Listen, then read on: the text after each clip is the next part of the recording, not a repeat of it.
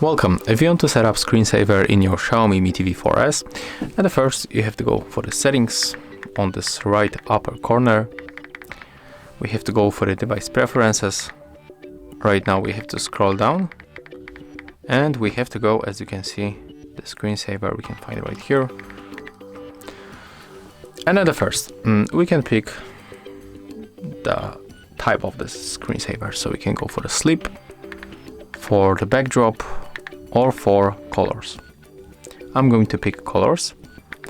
We can pick when you want to start, like 5 minutes, 15, 30 minutes, 1 hour, 2 hours, or never. I'm going to go for the 5 minutes. Put device to sleep. It's set up on the never. Let's stay with this one. And right now we can test by clicking start now. And there is our colors mode that we set up of the screensaver.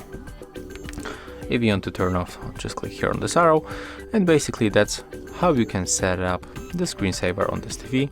If you find this video helpful, remember to leave a like, comment and subscribe.